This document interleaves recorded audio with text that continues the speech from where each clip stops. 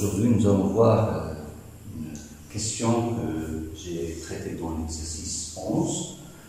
C'est de voir qu'est-ce qui arrive dans le cas de l'émission d'un photon par un atome, mais dans ce cas, on va tenir compte du mouvement de recul. Pourquoi? Parce que tout simplement, la loi de Bohr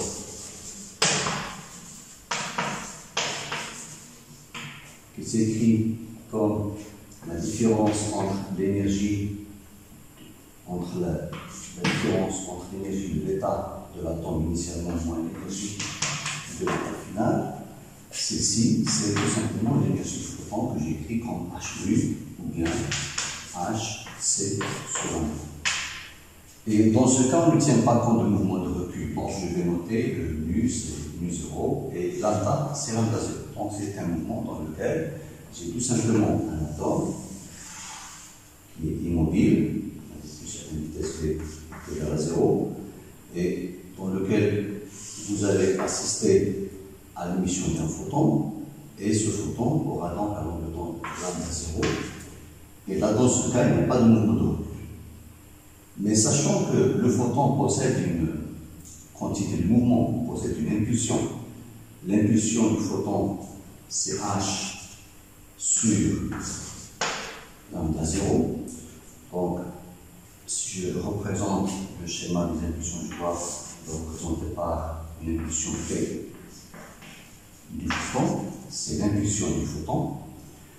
Et puisque le système initialement a une impulsion nulle, parce que la vitesse est égale à 0, on travaille par exemple dans le référentiel de centre de masse de l'atome, où l'atome est immobile, et par conséquent, dans ce référentiel, eh bien, l'atome ne possède pas d'impulsion, P est égal à 0.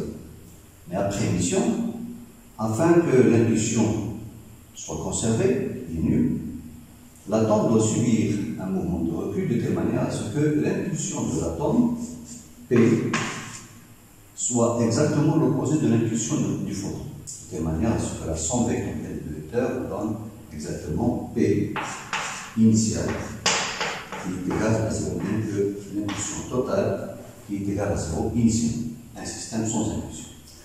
Donc, nous comprenons à partir de ce que je viens de dire que la loi de Bohr est en fait une loi qui n'est pas précise. C'est une loi imprécise parce qu'il ne tient pas du mouvement de recul de l'atome. Alors, dans la réalité, ce qu'on doit écrire, c'est EI moins F. La différence entre les deux niveaux d'énergie initiale, EI et F, bien sûr, sur l'axe d'énergie qui est un axe ascendant. Donc, vous allez avoir une perte d'énergie de l'atome, il va passer du niveau d'énergie EI au niveau F. Et cette différence se traduit à l'émission d'un photon. Mais pas uniquement l'émission d'un photon, mais également au recul. Donc vous avez deux composantes. Une composante qui va permettre, qui va se transformer en énergie d'un photon, et une petite composante qui va servir à produire le mouvement de recul de l'atome. Alors, si je veux être précis, je dois écrire que cette différence d'énergie est égale à l'énergie du photon qui est H C sur lambda, mais dans ce cas, je tiens compte du recul. Donc la longueur d'onde lambda ne sera pas exactement la longueur d'onde lambda 0, dans laquelle je ne tiens pas compte du mouvement de recul. Et à cette quantité, je dois donc ajouter une quantité qui est l'énergie de recul. Alors l'énergie de recul, bien sûr, c'est 1 demi mv carré, et c'est la vitesse de recul.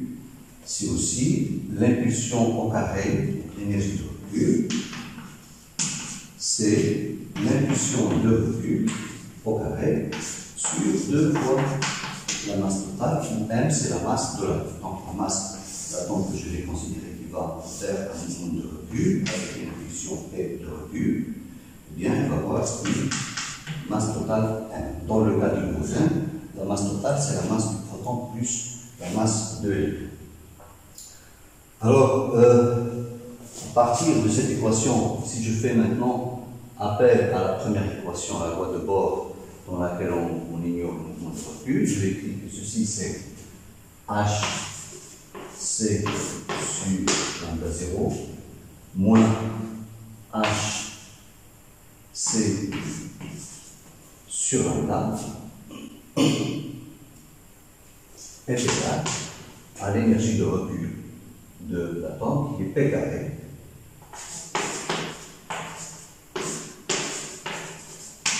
sur 2m. Alors si je regarde maintenant les impulsions, je sais que P de recul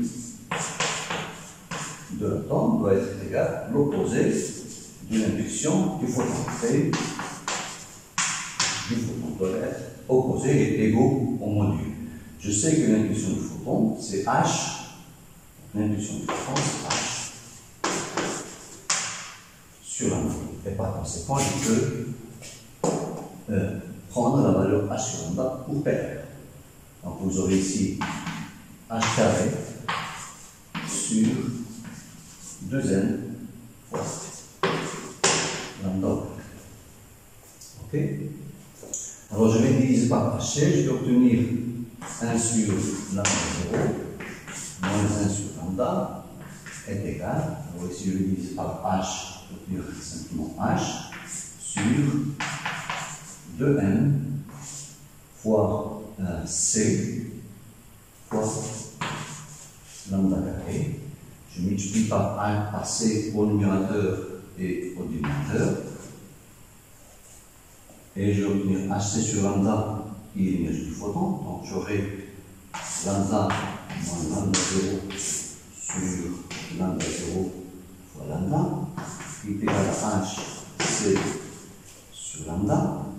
Ça c'est l'énergie du photon quand je tiens compte du mouvement de recul sur 2 fois l'équivalent en énergie de la masse de l'atome, mc carré, fois lambda qui reste ici. Donc, je vais simplifier par lambda